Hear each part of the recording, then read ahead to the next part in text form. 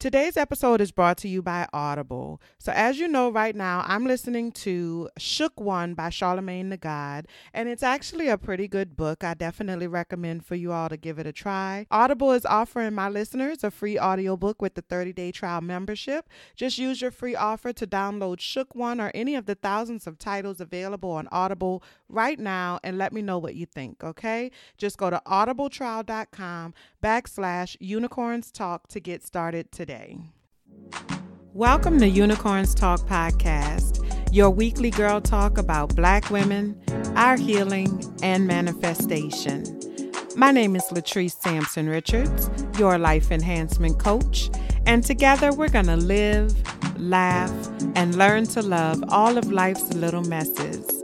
While I am a licensed clinician, please keep in mind that this show is not a substitute for your own relationship with a mental health provider.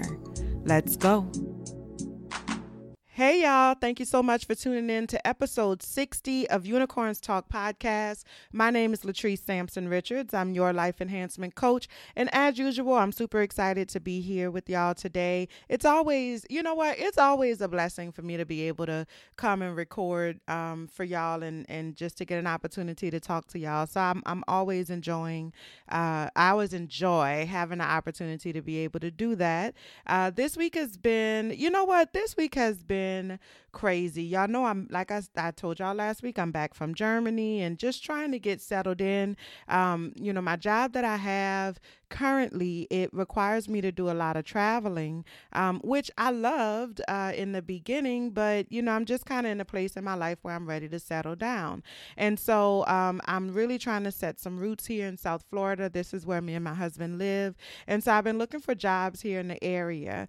Before I can really find a job in mental health, I have to get my license transferred over to Florida. So right now I am licensed as a professional counselor in the state of Louisiana, and every state has their own licensing requirements. And I'm going to get into that a little bit more like later in the show, because today I'm actually talking about like my whole career experience. I get a lot of questions from people about how I decided or why I decided to be a counselor and what that path was like. So I'm going to get into all of that later. But this week was really rough for me because like the state of Florida has like crazy freaking requirements. Like I've been licensed for almost 10 years now, and like they want me to go back to school. Like they want me to take 2 classes that I actually information that I already have learned. It's just that the classes that I took were not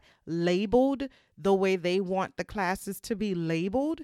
And so they're trying to make me go back to school. You know what I'm saying? Like it's crazy because they don't hold what's called reciprocity. The state of Florida doesn't offer reciprocity with any other state. So that was really frustrating for me. I mean, it's just an obstacle that I'm going to have to overcome. I'm going to have to, I'm already in the process of thinking about ways that I can overcome that, and like how do I work around that, like what is the resolution in order to get on the other side of that. But I'm not gonna lie, like just receiving that information and processing all of that, like it's been extremely frustrating for me because I'm just ready to settle down, and so it's definitely one of the things that really bothers me about the mental health industry is I just feel like it's all about money. And like I said, I'm going to talk a little bit more about that later, but that's just kind of like what I'm dealing with this week.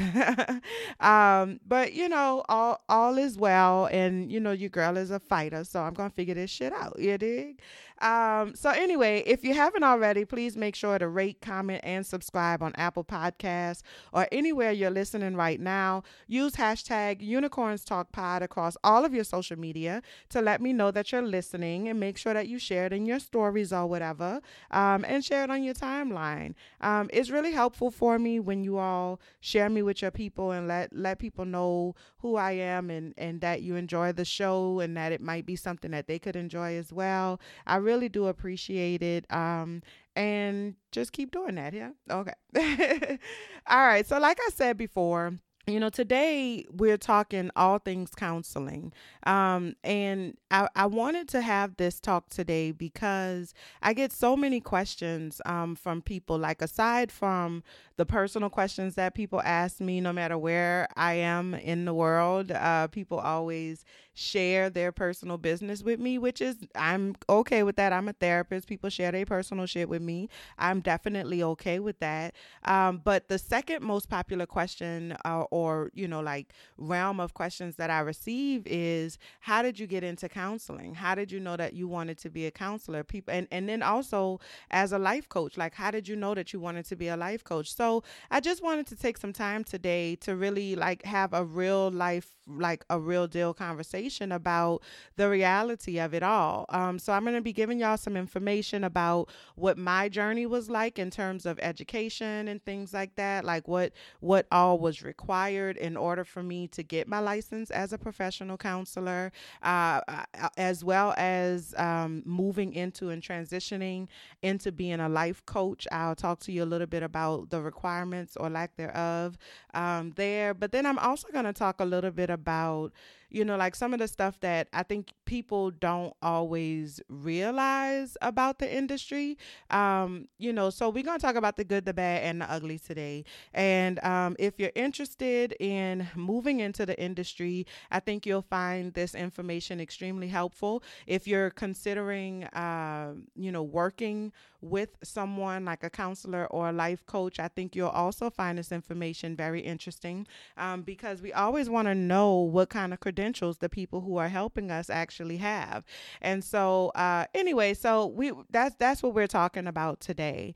I want to start off by talking about what the education requirements were like, and what my educational journey and path was like in terms of moving into the counseling field or the field of counseling.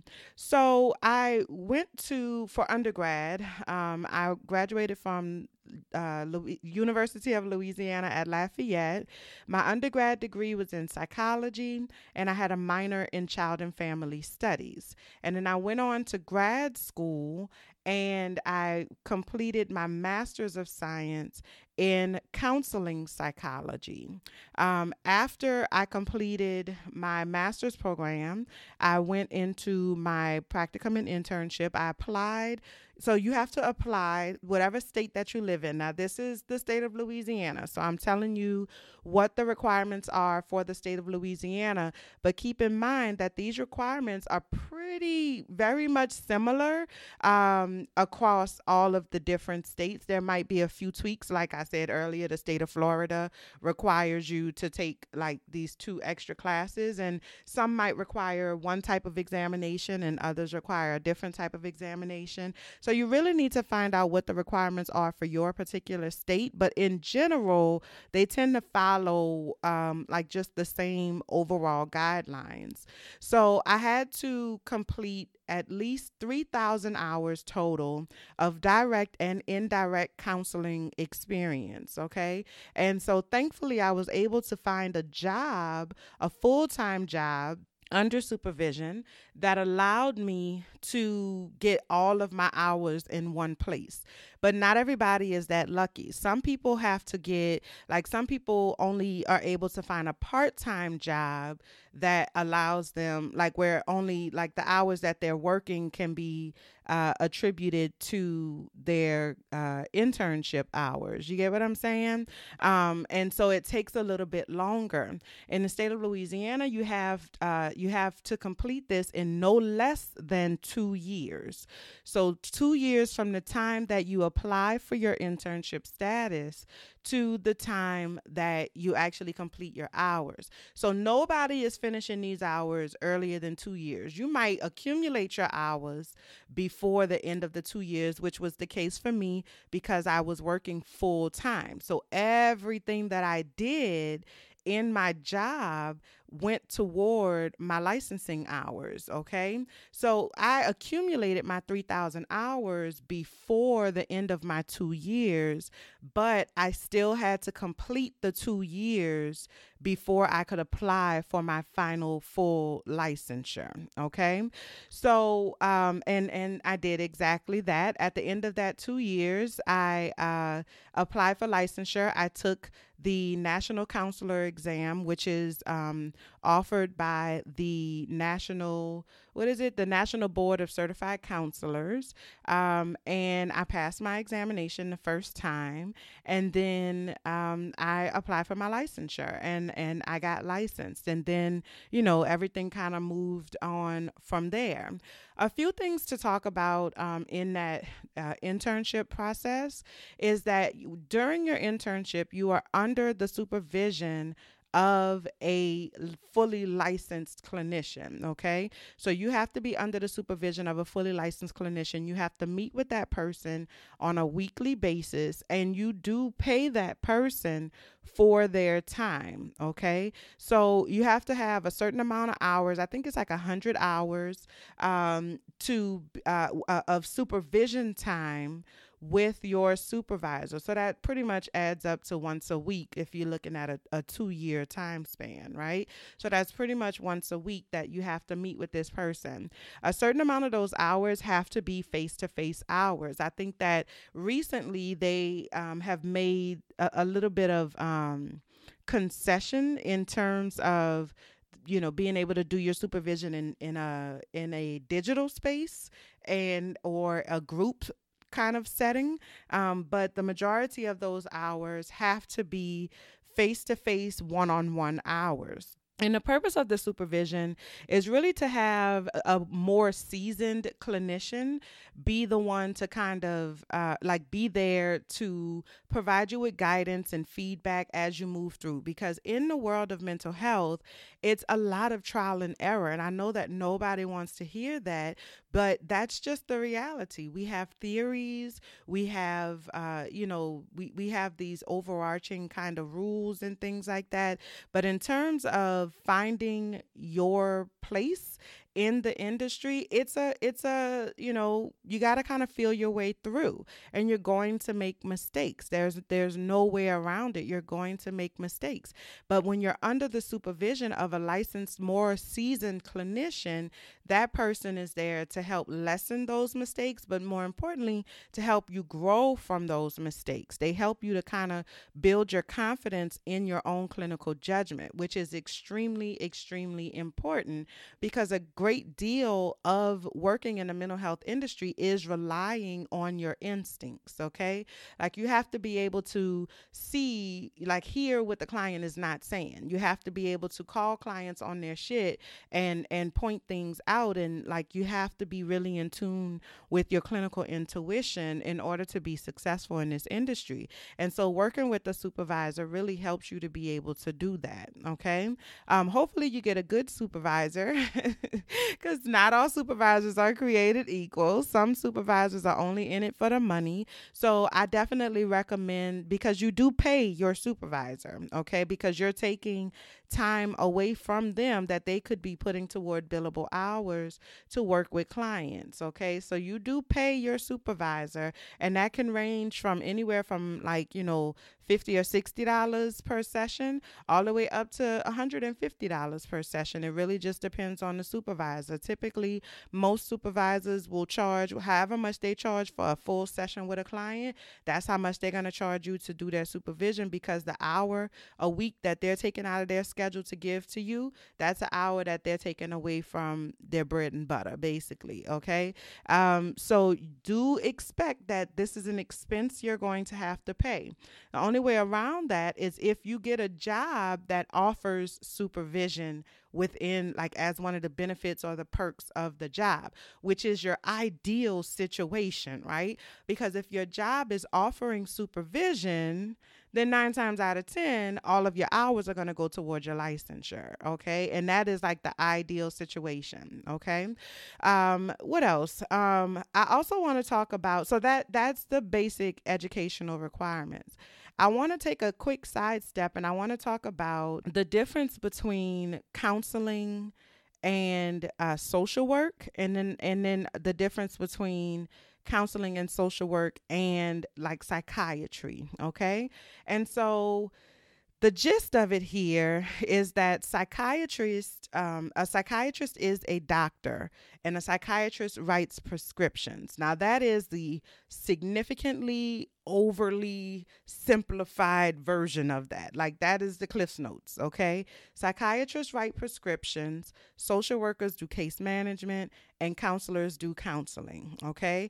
Now, there are a lot of social workers who, if you work your way up through the social work ranks, then you can move into counseling. But historically, social work has always been case management. All right. Now, I'm not saying that with no shade or nothing, because y'all know, well, those of you who are inside of the industry, y'all know that there's a huge beef between counseling and social work. There's this battle of, who's better and this, that, and the other. I don't give a shit about none of that. Okay. This is purely informational. I'm just trying to help people to understand what it is that you're getting yourself into. Okay. Social workers are more like boots on the ground type of people, which I love. Like, I think that there is definitely a need for that. And I respect that 100%. Some social workers choose to move up the ranks, and they choose to, take their education further, take their training further, and they move into counseling. Okay. And they can end up getting their LCSW, but you don't have to get a LCSW in order to be a social worker, or in order to do what we traditionally know and understand as social work. Okay. Which is case management. And it's, when it's all broken down, it's case management. As a counselor, in my training program, I was trained to be a therapist. I was not trained as a case manager. So when I graduated from grad school, I was prepared to go straight into therapeutic practice. Okay. My licensure, my program, my graduate program, it's considered to be a terminal program, meaning that I don't need to do nothing else after that other than get my licensure. I'm prepared for licensure after that. Okay. So, that's the general difference between those three. And I think it's important because, like, I have a cousin that he always say, oh yeah, Tracy a shrink, Tracy a shrink. And I'm like, I am not a shrink. I am a therapist, and I don't write prescriptions, because it's important. Like, I don't like when sometimes clients will call you Dr. Richards or Dr. Sampson or whatever like that. And I always have to correct people because I did not earn a doctorate. And so I feel like that's a designation that, I don't deserve because I did not earn that. You get what I'm saying? And I think that for people who did go the extra mile to earn their doctorate, then, it's a slap in the face for me to allow people to call me a doctor when I didn't earn that. The other thing that I want to point out is a psychologist, because we hear that a lot as well.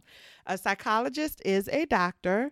Some psychologists do write prescriptions. They can get like an additional privilege added on to their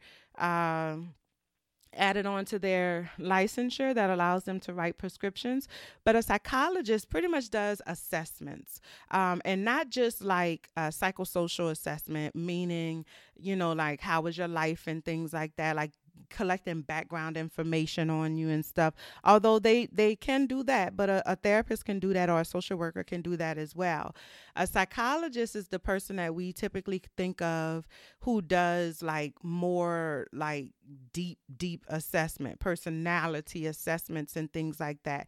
Psychologists in general, those are your research people, your numbers people. They also do counseling, but these are your researchers for the most part. Again, this is like super, super generalized. And so, I don't want you to be like, oh, so a psychologist can't see me as a client. Yes, they can. A psychologist can see you as a client. I'm just trying to help you to understand what the major differences are. Okay. But that is a doctoral program. And if that's something that you're interested in, like the research side of things, then definitely go for it. Okay. All right. So that's the breakdown on that. What else? How did I know that I wanted to be a counselor? Okay.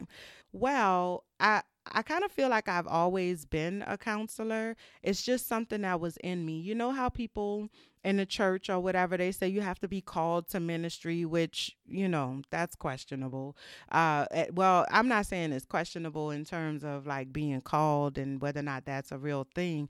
I'm just talking about, I don't think everybody that's in the ministry is called to the ministry. Hello, somebody. But that's another topic for another day. Okay.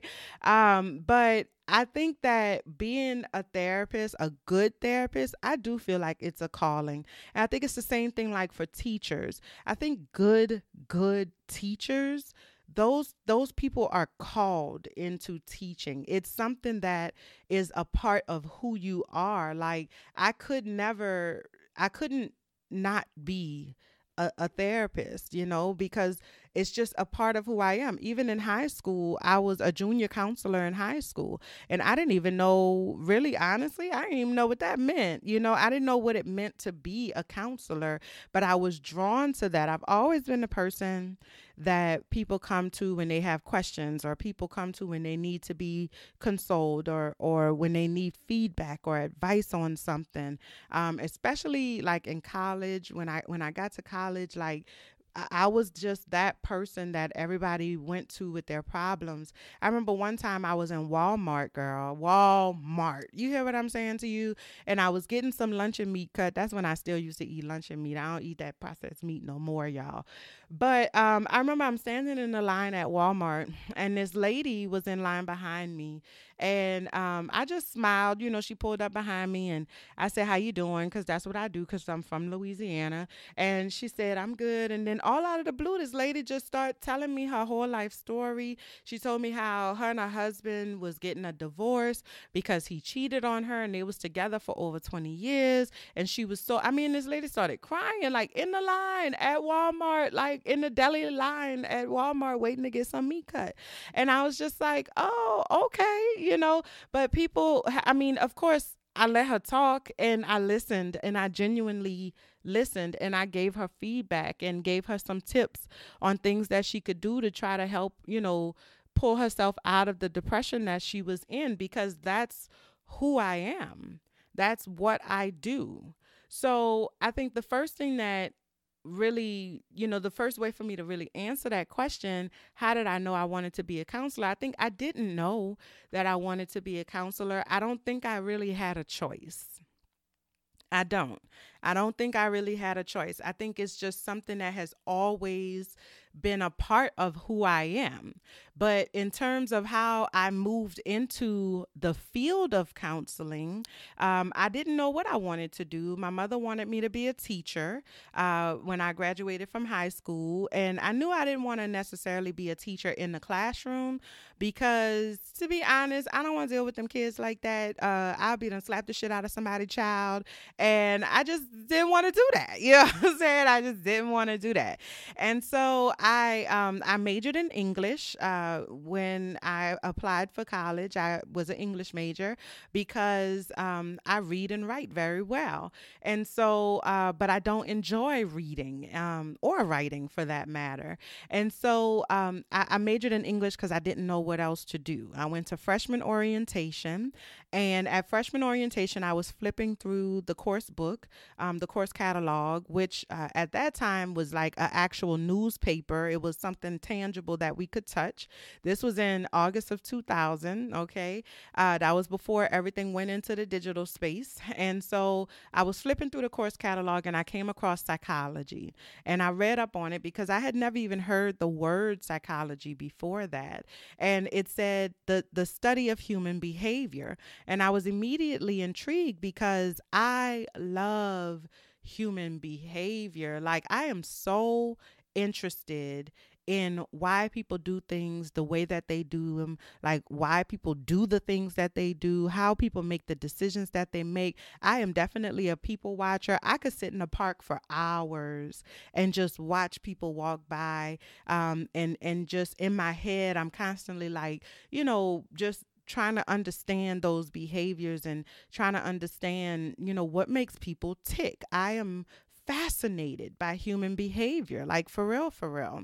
And so I was like, okay, so psychology. So I went to the psychology section. I read up on a few of the classes and I was very much interested. And I changed my major to psychology at freshman orientation.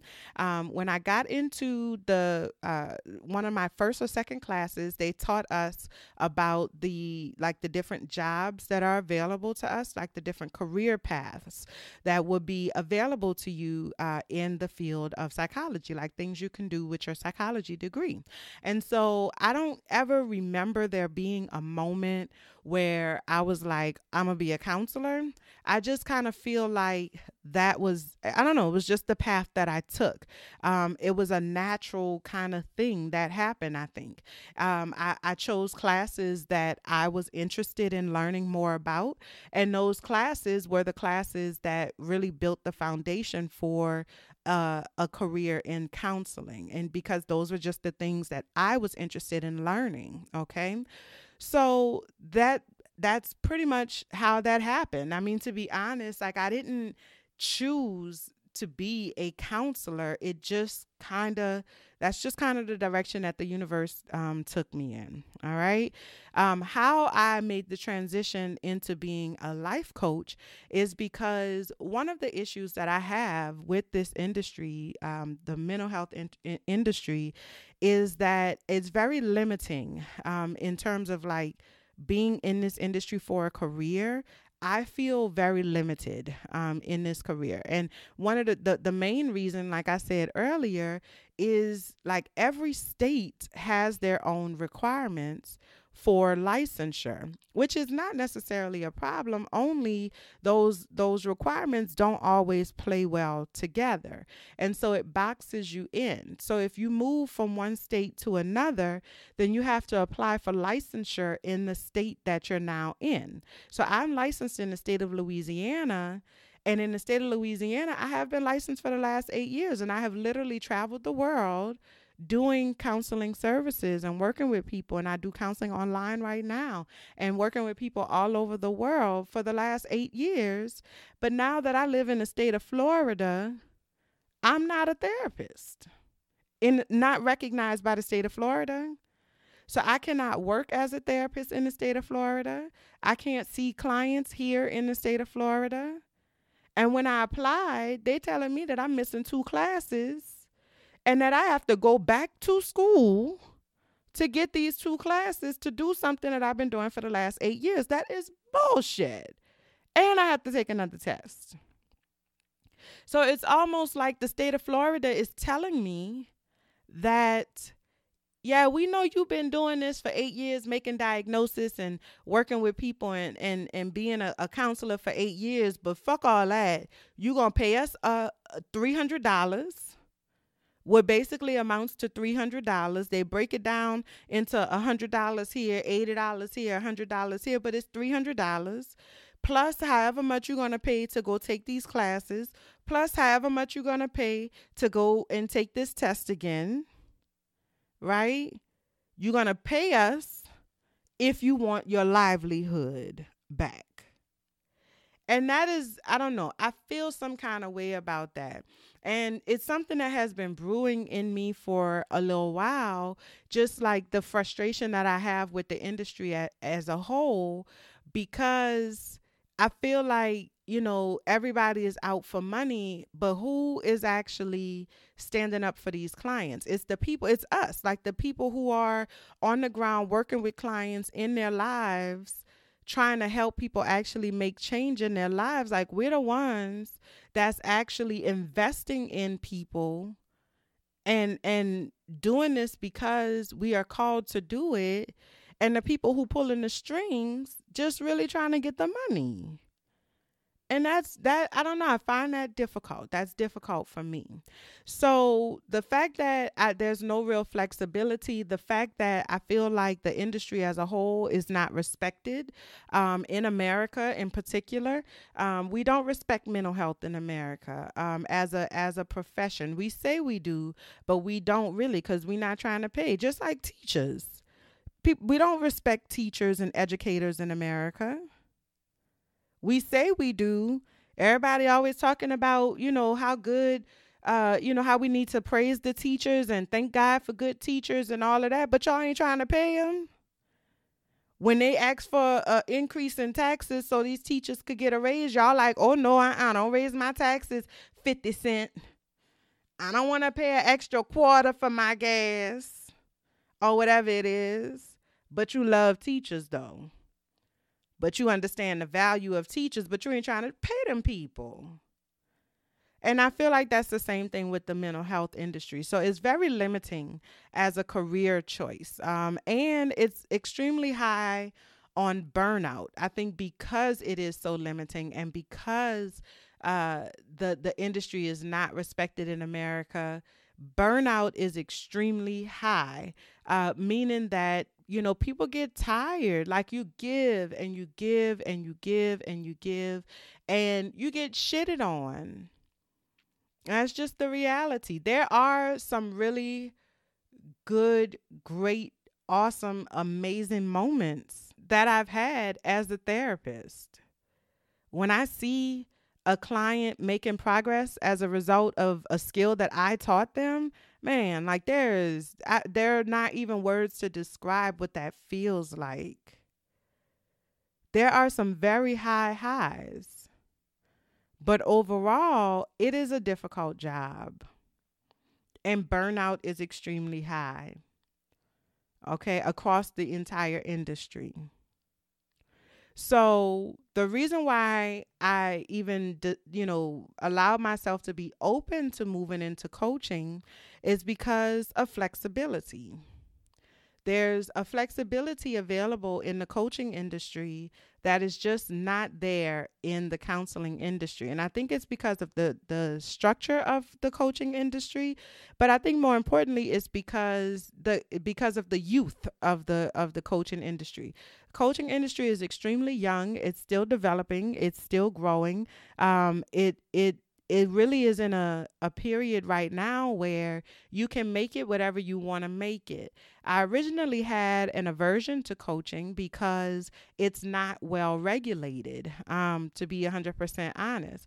The counseling industry is extremely regulated, okay, which I think is a good thing and a bad thing, but the counseling industry is extremely regulated. The coaching industry is virtually unregulated, which is why everybody and their goddamn grandmama is a coach these days, because you don't need a certification or any type of education or anything to call yourself a coach.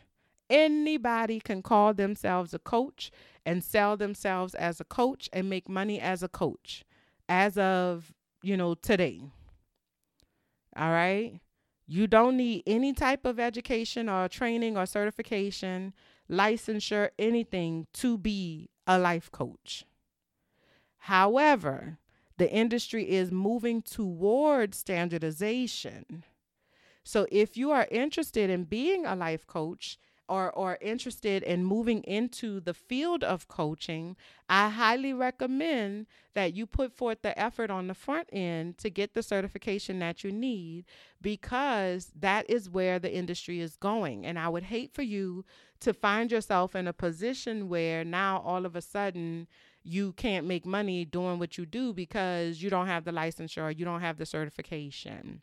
Okay? It is definitely worth it to get the certification. I have a whole master's and a licensure, and I still took a certification class.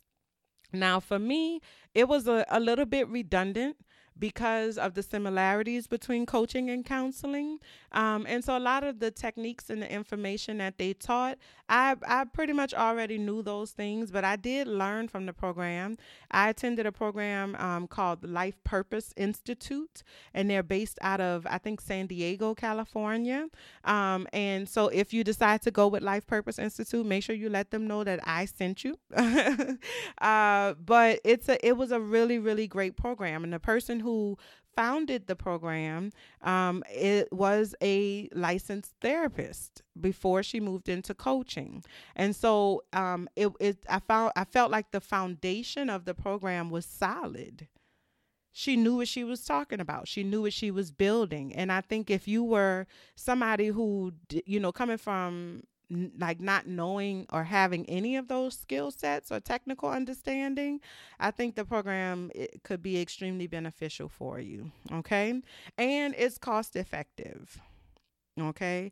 It's extremely cost effective because some of these places charging $10, $15, $20,000 to get your life coaching certification. That's insane. I want to say I paid like $3,500 or something like that. It was less than $4,000. I know, I want to say maybe it was like $3,700 or something like that. To do the long distance course. And I definitely think it was worth it. They let me do a payment plan. So I paid it off a little bit at a time. I did the telephonic based course. So it was 17 weeks, once a week for 17 weeks. We took a test at the end. They also gave us assistance in terms of creating a marketing plan and things like that. Like, it's a good program. It's a really good program. Okay. So I definitely recommend Life Purpose Institute. But I recommend that if you are interested in moving into coaching, that you go ahead and get the certification, because that's the shift that's taking place in the industry. And you need to make sure that the people you work with, it's a good thing to be able to tell them, I'm certified, because people look for that, and rightfully so. People want to know that the person that they're working with actually knows what the fuck they're talking about. All right. So, like I said, I moved into coaching because of the flexibility. It offers me flexibility in terms of creativity, and really being able to be more creative in my approach. I feel like sometimes the mental health industry kind of locks you in. You have to adhere to your theories, or like the theories that have already been established. It's not, in my opinion, there's not a lot of room for free thinking in the counseling industry, in the therapeutic counseling industry. But in coaching, because of its youth, it's still forming, and you really can make it whatever you want to make it, and I love being able to be flexible in my creativity, especially now, like that we're moving into this digital space on a more full-time basis. It really allows for creativity to flourish. And I love being able to, incorporate my passion for mental and emotional wellness and just for helping people with my need for creativity. And I can really be like, I can produce things like this podcast and do it the way that I want to do it. Like, how many times I say shit, fuck, motherfucker, goddamn, and all of that other shit on this show. I say some ignorant shit on this show. In the counseling world, that is highly unacceptable. But in the coaching world, it's okay, because it's more about authenticity and genuinity, and you can put more of yourself into it. And I really appreciate that. I really do appreciate that. But I also love coaching and am gravitated toward coaching because of the flexibility in terms of movement. And like I said, the licensure, my professional licensure, locks me into the state of Louisiana, whereas my coaching certification is nationwide. I am a nationally certified coach, so I can go anywhere in this country and I can work with anybody in this country. There is no limitation on who I can work with. Just because you don't live in the same state as me doesn't mean that I can't work with you as a life coach. Okay? And I love that freedom. I like to be able to move around, I like to be able, I don't like to feel boxed into anything. And so I love the fact that the coaching gives me that freedom and that flexibility. All right. So that's how I knew that I wanted to be a counselor, and what really motivated me to move into coaching. And then the last question that I want to answer for today, because there's so many, but I don't have so much time. But the last question I want to answer for today is, how do you make money? Because people always want to know, how do you make money? And I get that. We gotta know how we make money. You know what I'm saying? You gotta put food on the table. At the end of the day, you gotta put food on the table. What I will say is that it's easy to make money. It can be easy to make money in the coaching and counseling field. But you are going to have to make some concessions. And that's just the reality. I think the people who we see on Instagram and Facebook and social media who like make the most money, they're selling a lifestyle. They call themselves a coach, but they're really selling a lifestyle. And the lifestyle is easy living, easy money, you know? And I strongly urge you to be cautious of those people because they basically, they're taking your money and they're not helping you. I was trying to think of the politically correct way to say that, but y'all know I don't really do politically correct anyway. They're taking your money and they're not helping you. They know how to tell you what you need to hear in order to part with your dollars. But if you look at what you're really benefiting from them, you're not. You get a pep talk, you get a pat on the back, you get a moment of feel good, which is all great. Like we need a pep talk sometimes. We need somebody to pat us on the back and make us feel good about ourselves. But at the end of that, how are they helping us move our lives forward? They're not. They're saying, look at me. I make all this money. I'm gonna put together this program and I'm gonna teach you how I make all this money. And all you gotta do is give me $1,500 and I'm gonna tell you how I made all this money.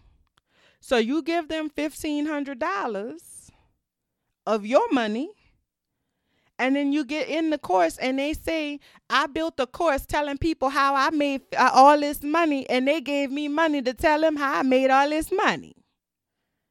You see what I'm saying? They selling you a lifestyle. They're preying on your need for more, for something different, your desire for a different life. But what are they actually teaching you? How are they actually helping you to move your life forward? They're not. They're not. You know, if you are really in this to try to help people, the money is not going to come as quickly. And that's just the reality. It's not a fast money kind of game over here. The helping profession, there is money to be made. But it's not a fast money kind of game. Okay? And so I'm learning how to build my audience. I'm learning how to build trust.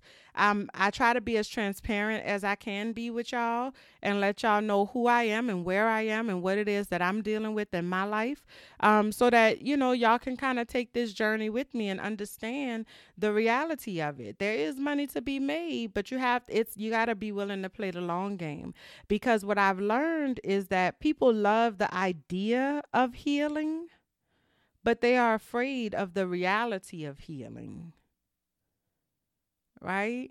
People love the idea of moving through their traumas and their past hurts, but the reality of it is scary for them. So I'm more willing to give my money to the person that's selling me the quick fix, that's telling me that everything gonna be good. If you just come to my program, if you just give me your whole life savings, I'm more willing to invest in the quick fix than I am in the long-term work, because I don't want to do the long-term work. Okay? So there's not as many people who are willing to invest in the long-term work. So I'm learning how to provide alternative options for those people that actually still benefit their lives, right? So things like, courses and workshops and programs, obviously, but books and things like that, experiences.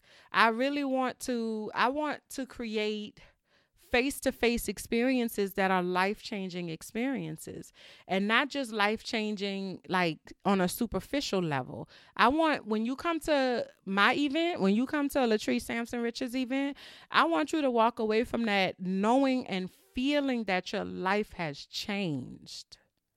Not just that you got a good pep talk, but you actually learn skills that are going to change the trajectory of your life.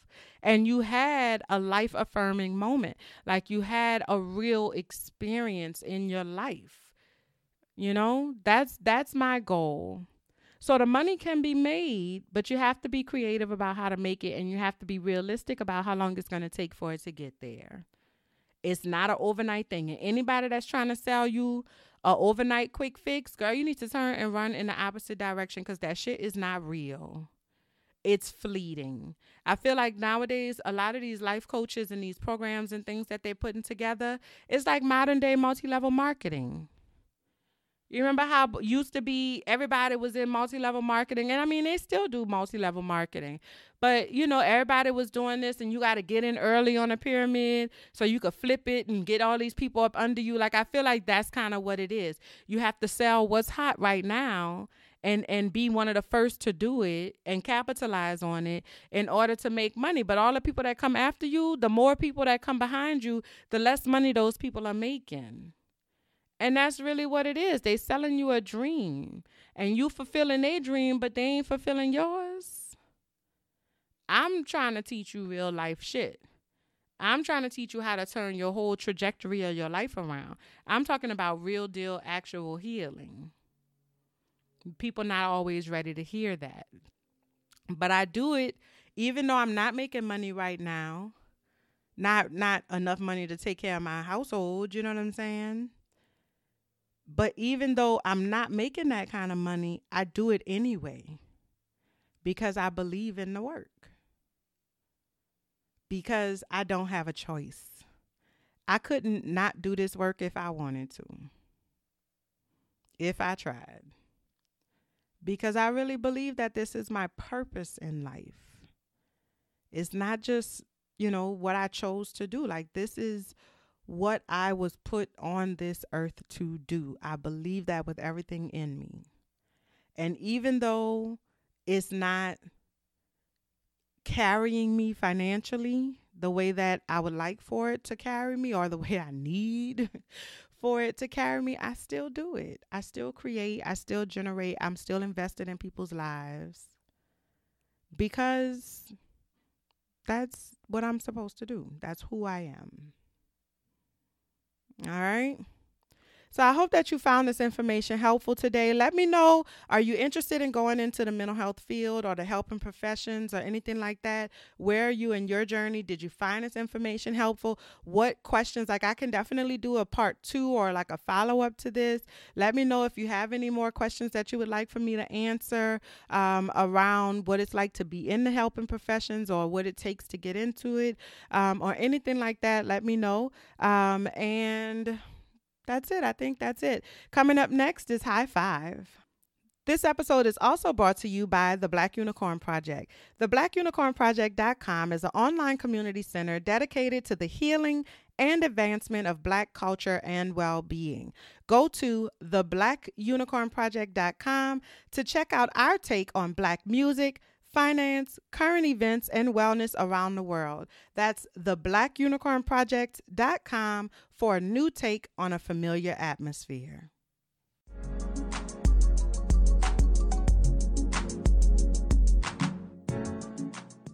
All right, so today's high five goes to Cardi B. Y'all know how I feel about Cardi B. I love me some Cardi B. Hey, Cardi, or whatever. But anyway, high five today goes to Cardi B. It was announced recently that Cardi B is actually going to be the next celebrity to take up a Vegas residency. I am super excited about this. I've always wanted to go to Vegas. I haven't been to Vegas yet, but I feel like I would go to Vegas to see Cardi. I'm not gonna lie, because y'all know Cardi speaks to my inner hood rat, and I love it. The Palms Casino Resort in Vegas announced that they have a new club that's going to be opening up in April called Club Chaos, and Cardi has agreed to do 5 or 6 shows over the next year at Club Chaos. I think this is a really good move for Cardi. One, because it's Vegas, and I think most artists getting a residency in Vegas is definitely a marker of success in your career. You know what I'm saying? I love that Vegas is kind of making this shift to bring more mainstream artists and giving them a residency. Like, I like the idea of that. Whoever came up with that is doing a really good job of making that happen. But I'm really happy about this for Cardi because it stabilizes her a little bit. You know what I'm saying? With the baby and everything like that, it gives her a chance to be in one place for an extended period of time. And I could only imagine that as a new mother, that's something that she craves and something that's really important to her. And so even though the dates are not available yet, I'm definitely going to be on the lookout for those. I don't know, I might try to go see Cardi or whatever. Y'all gonna come with me? Y'all gonna go see Cardi in Vegas? Let me know. I think that show gonna be hot. If it ain't nothing else, it's gonna be hot. For real, for real. So high five to Cardi B on her Vegas residency. Good job, mama. I'm so proud of her. Even like as of lately, she's been really speaking out politically, not just politically, but she's showing people like she's not stupid. You know what I'm saying? She's not stupid. Like she's an intelligent woman. She's definitely a businesswoman. She knows what she's doing. And I love seeing that side of her start to come out more, where it's like, look, I'm not just like up here doing whatever, saying whatever. Like I have a brain. I'm intelligent, and fuck all y'all who don't think that I could do this shit. You know what I'm saying? So high five to Cardi B. I love you, mama. That's it for high five. Today's reality check goes to Fix My Life, Iyanla Fix My Life. I was watching, because y'all know I ain't working right now. So I was watching some of those episodes. And one of the episodes, episode 6 from season 6, I think the episode is titled Reality Rehab. And she had 3 reality stars who felt like their on-screen persona didn't fit or match the person that they are in real life. They were not pleased with how they were portrayed, and they really kind of felt like they had lost touch with themselves for the sake of good television. And so she had Althea, which I don't know because I don't watch Love and Hip Hop, but she from Love and Hip Hop, and Minyan. I don't know how to say her name either. That's slightly ridiculous. But she was from Bridezilla. Even though I didn't know her name, I remembered her story because I remember people talking about the girl who fought her sister on Bridezilla, and that was her. But then she had Duchess, who I definitely am familiar with because y'all know I love me some Black Ink Crew, okay? Which they've been getting a little out of hand lately, but I still watch as of lately, okay? As of now, rather. So Duchess, if you remember, used to be in a relationship with Caesar from the original Black Ink. She was on there for like 5 years. Her real name is Christiana, and so I like that on Fix My Life, they really made an effort to call her Christiana and not call her Duchess, because Duchess is like her on-screen persona, and the whole idea was trying to get away from that on-screen persona. So they called her by her natural name, which is Christiana. And so she was talking about how she ended up on Black Ink, and she was saying that like she grew up in a very stable household, but she was really looking for something different. She was rebelling against the normalcy and the stability that she had. And so she moved to New York to try to do something different or get something different.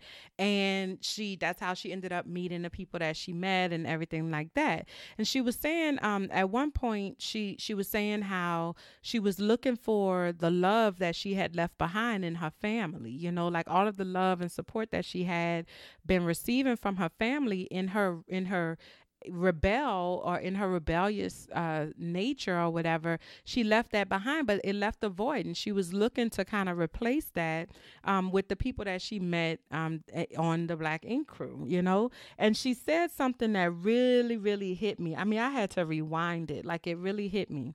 She said they didn't even know how to love themselves, and they didn't even know how to love themselves. And that really stuck with me. You know what I'm saying? Like, it did. I wrote it down. I went back and watched it a few times, and I wrote that down, and I just couldn't let it go, because I think we don't understand a lot of times why we keep getting hurt in our friend circles or in the relationships that we exist in. You know what I'm saying? Like, I have so many people that talk about the relationships and the connections that they have, and why this person got to do me like this, and they constantly getting hurt and constantly not getting their needs met, and they don't understand why that is.